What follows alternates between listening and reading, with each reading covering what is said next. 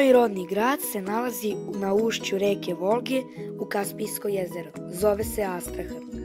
U delti Volge nalazi se nacionalni park u kome se čuvaju retke životinje i biljke. Za mene je to najlepše mesto na svetu.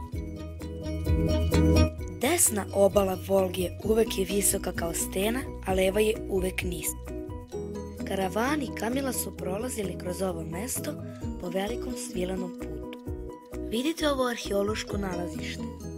Ono se nalazi malo severnije od Astrahana. Tu je bila prestolnica Zlatne horde, Saraj Batum. Imali su jako razvijenu kulturu. I dan danas se tamo pronalaze skrivena blaga.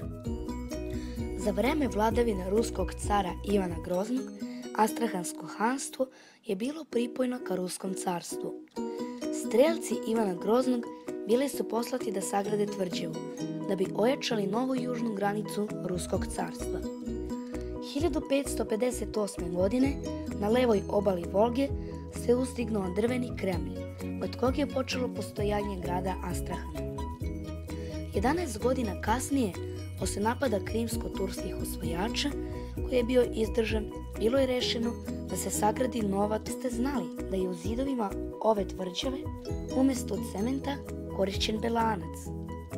Kremlj je predstavljao sobom 5 velikih okruglih kula koje su bile povezane debelim zidom. Želeći da ojača snagu novog grada, nije zaboravljao car Ivan Grozni i o veri. Uskoro je stigao od cara iguman Kirilo sa ikonom Vladimirske Božje majke i sa poveljom u kojoj se naređivalo da se grade manastiri i da se sakuplja u njih brati. Imperator Petar I je naredio da se stvori prva ruska ratna mornarica u Astrahanu. Takođe, pre toga, u Astrahan je bio poslat prvi ruski ratni brod Orao. I danas i južne morske granice Rusije čuva Astrahanska ratna flota. Astrahan se s pravom zove Ribljim gradom, a sad ću vas upoznati s našom prvom poznatom ribom. Ova mala ribica je vobola. Ona se sušena prodaje na gradskoj ribljoj pijaci kao poslastica za ljubitelje ribe. Ona je toliko omiljena u Astrahanu da su i podigli jedinstveni spomenik.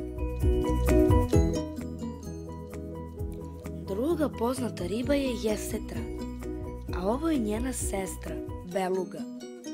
Ove preparirane ribe su bile uhvaćene u prošlom veku. Pogledajte kako su se ranije pecale ove ribe.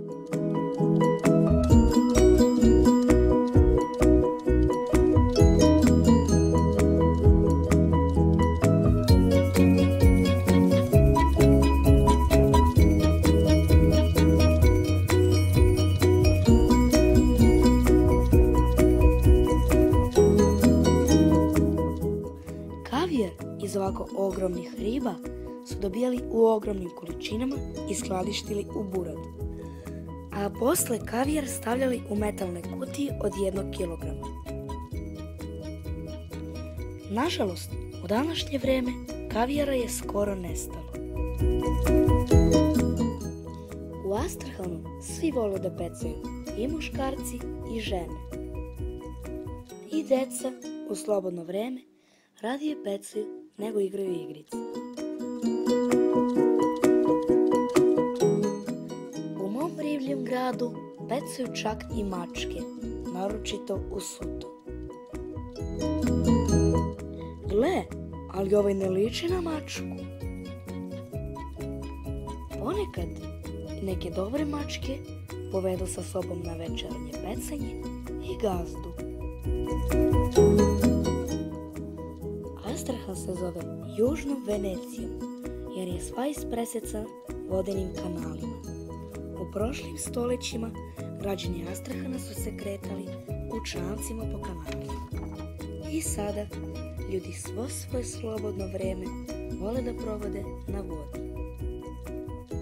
U celoj Rusiji su poznate naše najslađe na svetu lubenice. Lotosi koji rastu u delti Volge su najseverniji na planeti. Ovaj loto zovu Astrahanskom lepoticom. Većinu stanovništva mog rodnog grada čine Rusi.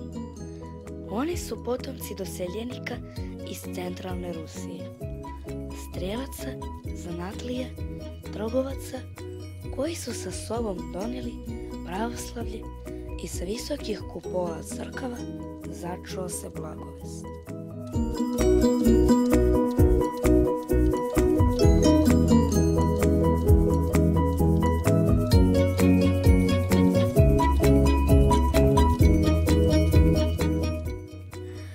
Astrahan je uvek bila velikim trgovačkim centrom, gde se Rusija srela sa istokom. Grad je privlačio iskitajuće putnike iz kazahstanskih i kalmitskih stepa i Tatare iz Kazana. I naravno ima u mom zavičaju i hrabrih Kazaka.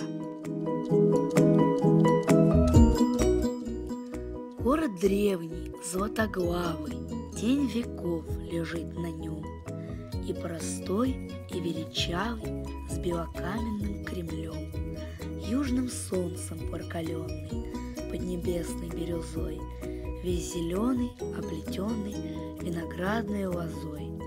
Аж от грозного Ивана с нежным именем цветка Астра Астрахань, как панна, белолоба, высока, будто чайки в синем море, мачты белые видны. Начинается Россия с Астраханской стороны. Vidimo se u sljedećem filmu.